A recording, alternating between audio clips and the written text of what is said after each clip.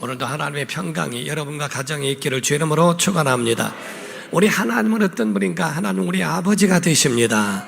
아버지는 우리 육신의 아버지도 우리를 낳아주시고 우리를 보호하고 양육하고 책임져 주는 것처럼 하나님은 모든 만물을 창조하시고 그 모든 만물을 다스리시고 그 만물을 책임지시며 보호하시는 그가 우리 하나님이요 우리 아버지시라고 말씀하는 겁니다. 대부분의 사람들이 교회 신앙생활 하다가 세상으로 돌아가는 사람들을 보면 참 안타까운데 이는 하나님을 오해하고 있기 때문에 그렇습니다. 하나님은 선하시며 하나님은 공의로우신 분이십니다. 그런데 사람들이 그 하나님을 알지 못하고 이를 왜곡하고 하나님을 오해하는 경우가 많습니다. 물론 육신의 아버지, 어머니로 인하여 많은 상처를 받고 트라우마를 가진 사람들은 하나님에 대한 이야기를 하면 두려움과 무서움으로써 하나님을 거부하는 사람도 없지 않아 있지만은 성경은 우리에게 말씀하기를 하나님은 선하시며 하나님은 인자하시며 하나님은 우리를 보호하시는 분인 줄로 믿습니다. 그 하나님에 대해서 오해하지 마라. 어떤 사람이 예수님한테 와서 이야기합니다.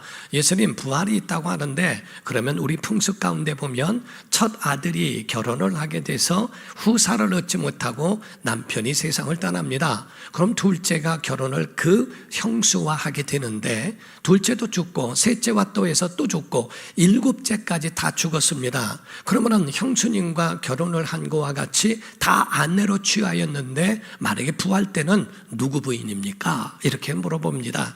예수님은 말씀하기를 내가 성경을 알지도 못하고 성경을 오해하였구나. 그래서 너희는 하늘에서는 시집도 가지 아니하고 장가도 가지 않는다. 하늘에서는 천사들과 같아서 거기는 생계에 대한 생존, 생식, 생육이 거긴 필요한 것이 아니라고 주님 알려주셨습니다. 오늘날 하나님을 오해한다는 것은 굉장히 무서운 일이라고 하는 거지요. 우리가 옛날에는 교회가 적어서 전도받은 사람이 가고자 해도 너무 멀어서 못 가는 시절이 있었습니다.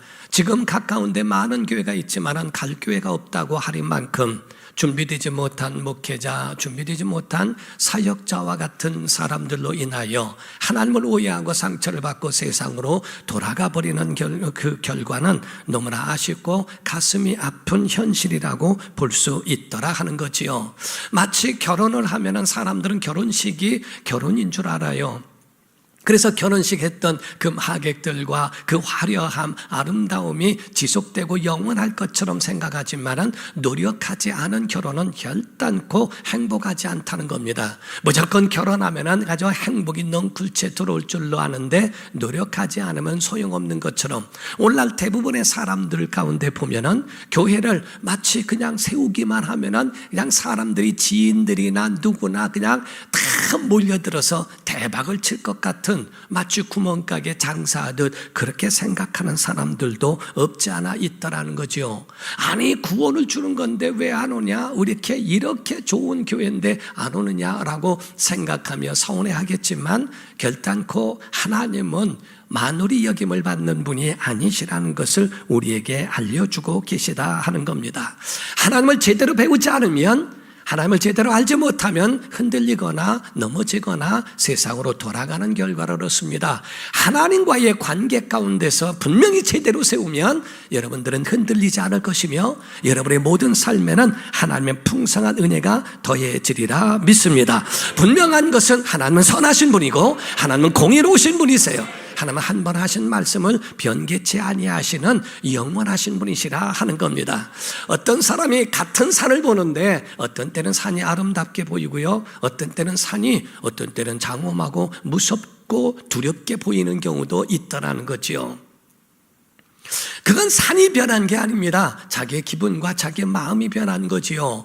하나님이 변하신 게 아닙니다. 우리의 기분이 다르고 상황이 다르고 우리의 환경이 달라질 때 하나님을 그렇게 오해하고 있다는 겁니다. 야고보서 1장 17절을 보면 말씀을 합니다. 시작.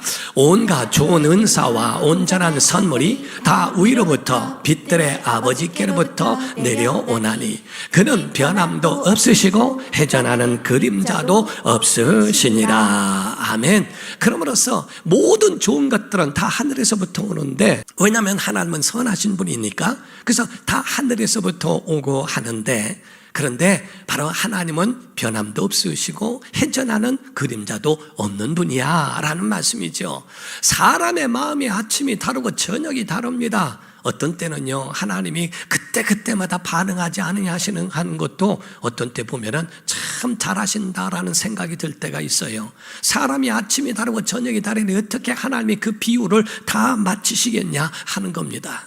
그럼에도 불구하고 하나님은 우리를 얼마나 사랑하시는지, 하나님은 이런 분이시라고 한다면 우린 또한 어떤 존재인가? 우리라고 하는 존재는 하나님의 사랑받는 특별한 피조물입니다. 우리가 많은 아이들 얼마나 귀엽습니까? 아이들을 볼 때 너무 예쁘고 귀엽고 다 그렇게 사랑스럽지만은 자기 자녀만큼 그렇진 않죠. 자기 자녀가 더 예뻐 보이는 것처럼 야곱에게도 12아들이 있지만은 12아들 가운데에 요셉에게는 채색 옷을 입히고 얼마나 예뻐하는 마음이 더 그에게 마음이 갔는지 몰라요. 이와 같이 하나님은 모든 피조물이 있지만 피조물 가운데 사람만큼은 아들을 내어주시기까지, 죄를 범하니까 그 죄 때문에 아들을 십자가에 죽는데 내어주시기까지 얼마나 그들을 사랑하셨는가를 성경에 우리에게 증거하고 있다는 사실입니다. 그러므로 사람에게는 하나님이 그와 같이 하나님과 소통할 수 있는 문을 열어주셨고, 그와 같이 하나님이 함께 사정도, 인간의 사정도 아시며 또 부족한 부분도 하나님께 아뢰면서 살아갈 수 있는 문을 열어주신 것은 천상천하의 이런 피조물은 세상에 없더라 하는 겁니다.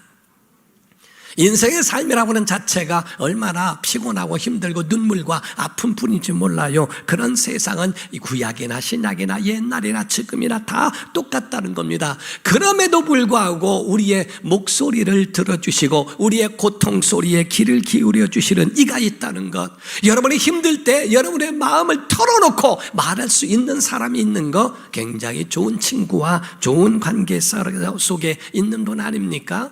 하나님과 관계하는 기도라고 하는 것은 이와 같이 하나님 앞에 내가 그 목소리를 상달케 하고 내 것을 그분 앞에 드릴 수 있는, 말할 수 있는 그러한 길을 우리에게 열어주신 것과 같다는 겁니다.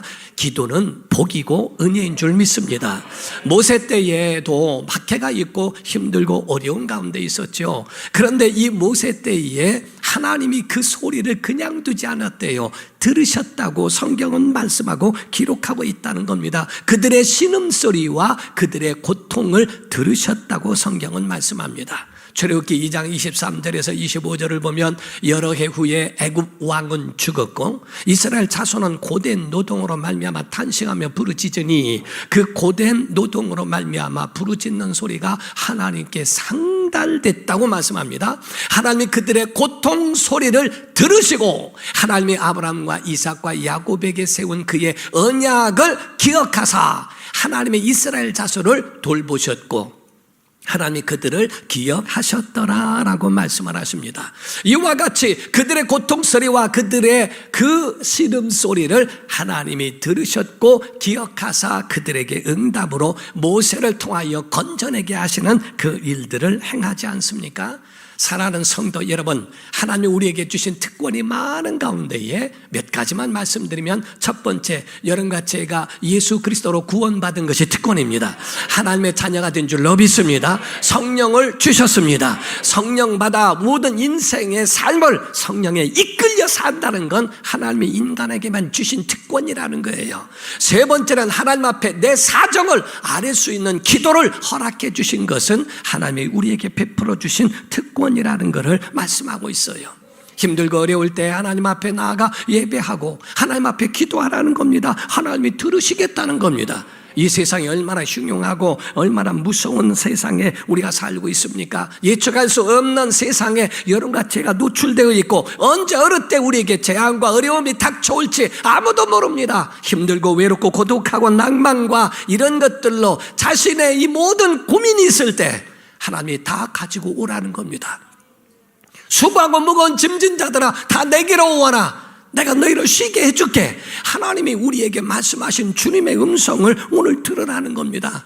이거는 주님의 위로요, 우리에게 주신 하나님의 희망을 우리에게 품게 하셨다는 거예요.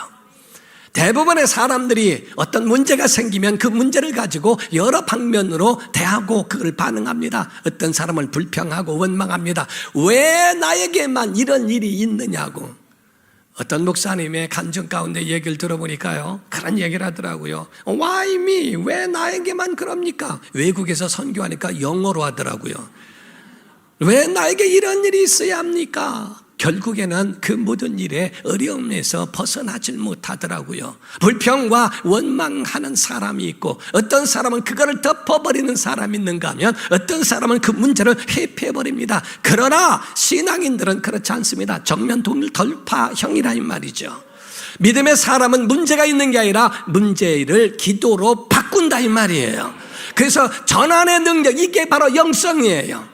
여러분, 힘들고 어려운 고난은 기도로 전환하셔야 됩니다. 여러분, 즐거움과 감사가 있는 건 이와 같이 감사로 바뀌어야 됩니다 이 말이에요. 그래서 성경은 우리에게 그거를 증거하고 거기에 대해서 우리에게 말씀하는 이유도 거기에 있는 것이 바로 그렇습니다. 문제를 바로 성공과 이런 모든 것들을, 문제를 기도로, 성공을 감사로 변화시키는 이런 것들. 우리가 동물의 왕국을 보더라도요, 짐승이 있습니다. 어떤 짐승이 맹수의 공격을 받고 동굴로 피신하지만은 나중에는 그가 치료된 찢긴 이 살을 어떻게 치유하는가 하니까 다 적들이 다 돌아간 후에 바깥에 나와서 햇빛에 자기의 그 상처 부위를 쬐서 그래서 소독을 하고 치유하면 정말 치유가 된다는 거예요. 신기하게 그렇게 자기의 상처 부위를 노출시켜서 태양의 그 빛에 의하여 소독과 치유를 받는 이야기를 들어봅니다. 성경 우리에게 원리가 같아요. 하나님 앞에 자기를 노출시키라는 겁니다. 하나님 앞에 자기의 상처를 내놓으라는 겁니다. 하나님께 말을 하라는 겁니다. 하나님이 들어주시겠다는 거지요. 그래서 성경이 말씀하기를 말라기 4장 2절에 말씀을 합니다. 시작. 내 이름을 경외하는 너희에게는 그 공의로운 해가 떠올라서 치료하는 광소를 비추리니 너희가 나가서 외양간에서 나온 송아지가 죄뛰리라. 아멘. 바로 공의로운 해가 떠올라서, 이런 태양이 아니고 공의로운 해가 떠올라서 치료하는 광소, 하나님의 영광의 그 빛으로 비추리니 너희가 치료를 받아 외양간에서 나온 송아지같이 기뻐 뛸 것이라고 하는 것에 대하여 하나님의 약속이 그 안에 있는 거예요. 주님을 찾으면, 기도하면, 말씀에 순종하면 이와 같이 하나님의 은혜를 베풀어 주시리라고 약속하신 겁니다. 기도하면 자신이 변화됩니다. 기도하면 환경이 변화됩니다. 기도하면 문제 해결할 능력도 얻게 됩니다. 하나님은 그와 같은 것을 약속하신 것을 우리에게 말씀하시는 거예요. 오죽하면 고아의 아버지라고 말하는 조지 뮬러라고 하는 사람은 평생에 5만 번의 기도에 응답을 받았다고 고백을 합니다.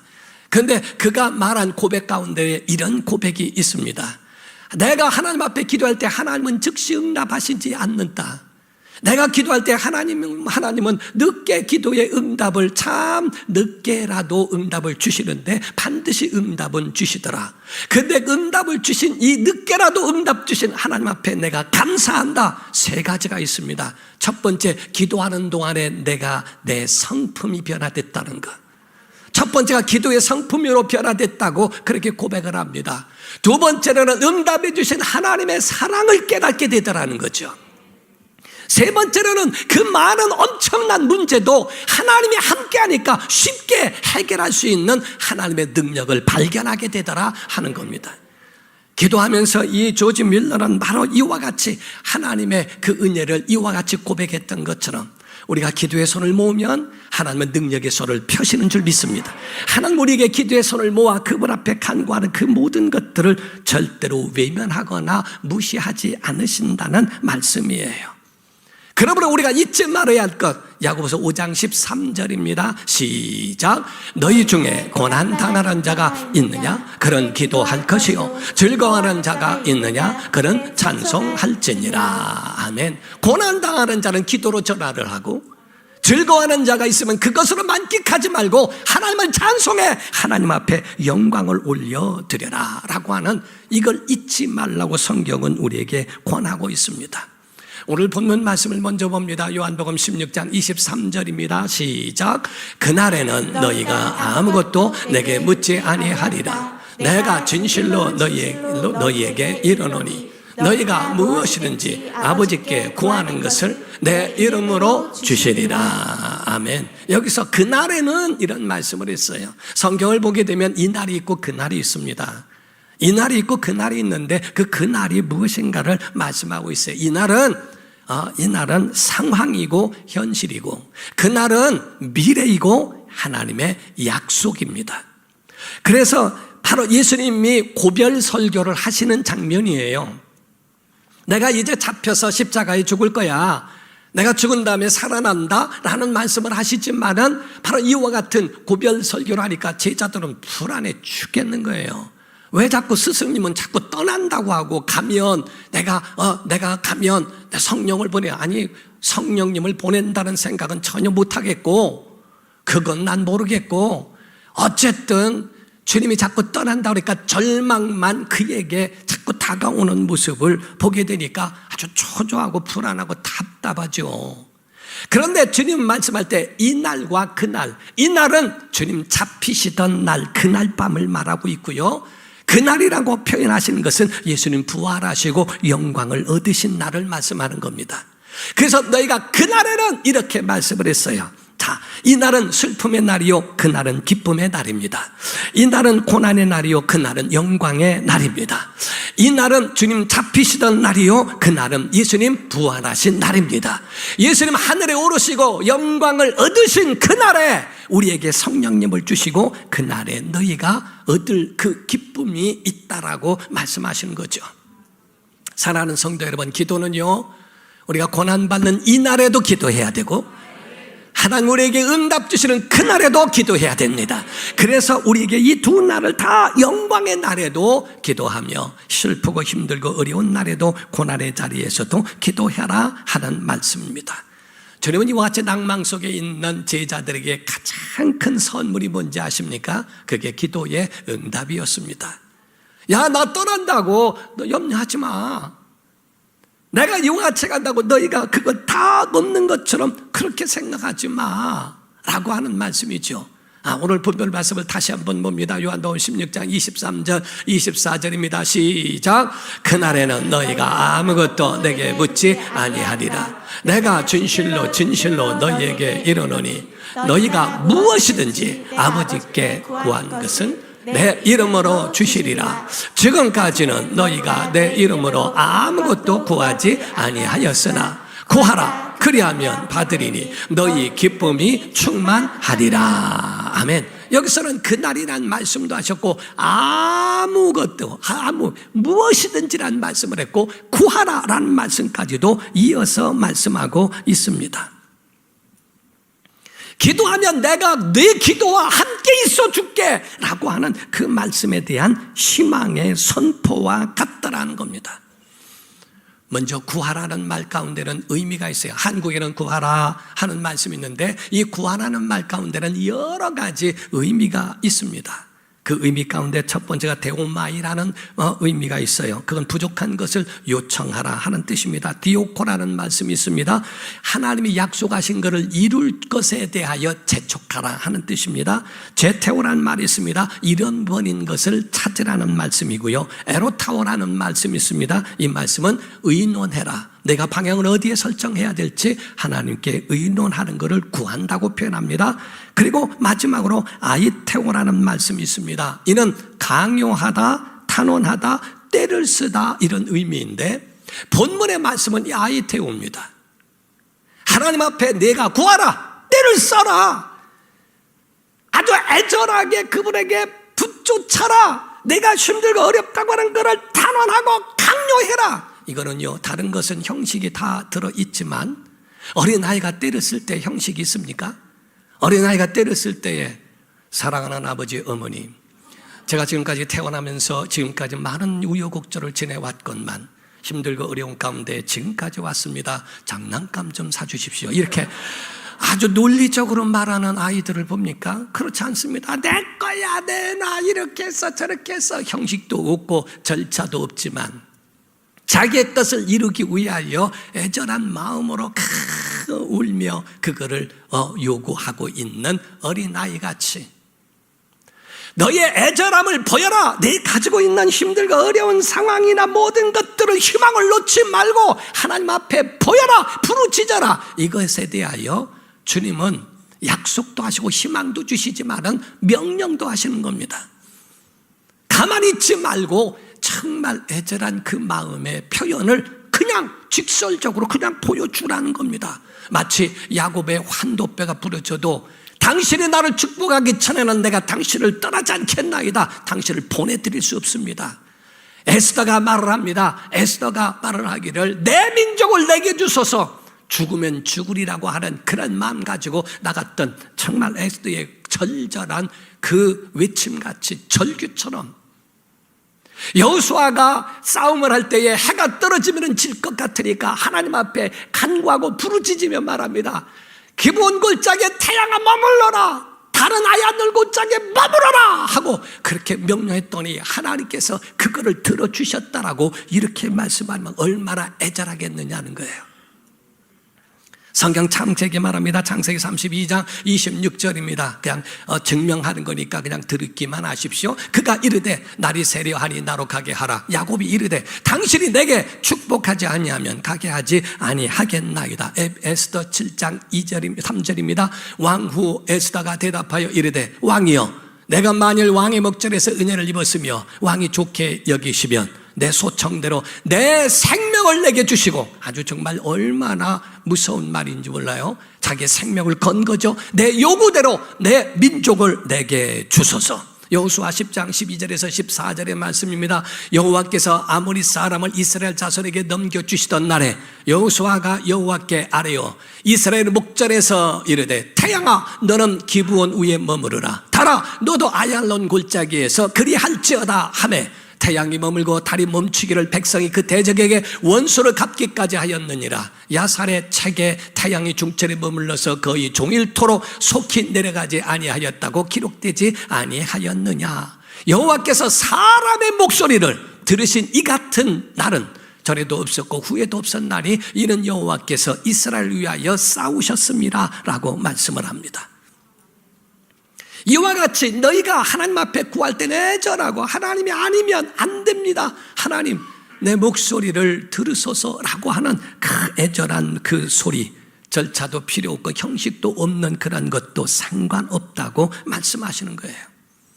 지금 세상에 얼마나 정말 흉악하고 힘들고 어려운 세상을 삽니까? 기도하지 않고는 살 수 없는 세상, 조금만 움직여도 이리 찢기고 저리 찢겨서 상처받고 낙심하는 이 세상에서 우리가 기도하지 않고는 살 수 없는 세상이 되어버렸죠.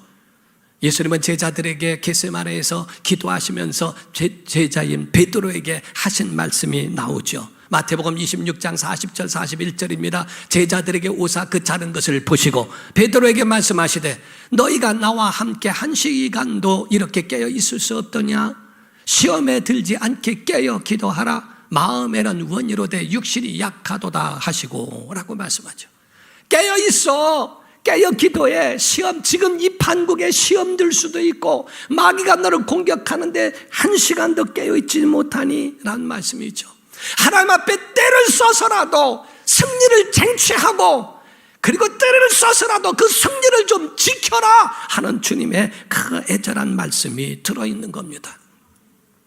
무엇이든지 라는 말씀 안에는요, 영적인 것, 육적인 것, 환경의 것 다 포함한 겁니다. 나 영적인 것만 되지 육적인 건 안 한다 하는 그걸 하시기 아니라, 아니 작은 것도 상관없고 큰 것도 상관없어, 영적인 것도 상관이 없고 육적인 것도 상관이 없고 어떤 것이라도 무엇이든지라는 말씀은 그 안에 다 포함한 말씀이라는 거죠. 사랑하는 성도 여러분, 우리가 일하면 우리가 끝입니다. 그러나 우리가 기도하면 하나님이 일하십니다. 이것이 성경의 원리라고 하는 겁니다. 기도는 그렇게 폼 잡을 것이 아니라는 거예요. 물론 대표 기도는 거기에 규칙이 있고 그 가운데 모든 사람을 대표하는 것이기 때문에 원칙을 두고 있지만은 개인적으로 기도할 때는 거기에 대해서 어떤 미사여구를 사용하면서 그러면서 시적인 것으로 하지 않아도 상관이 없다는 거예요. 예수님 기도하시는 모습을 보다는 직설적입니다. 나사로의 무덤 앞에 가셨을 때도 하늘과 땅을 만드셨으며 시적으로 하지 않습니다. 그냥 직설적입니다. 하나님께서 내 기도를 들으시는 걸 감사하나이다. 내가 지금 간구하는 것은 여기 둘러선 무리를 위함이니 하나님이 이 시간에 내 기도를 들으소서 라고 하신 다음에 나사로야 나오라 하고 부르시니까 그냥 나사로가 나오는 현실적이고 직설적인 말씀으로 행하시는 그 모습을 보게 됩니다.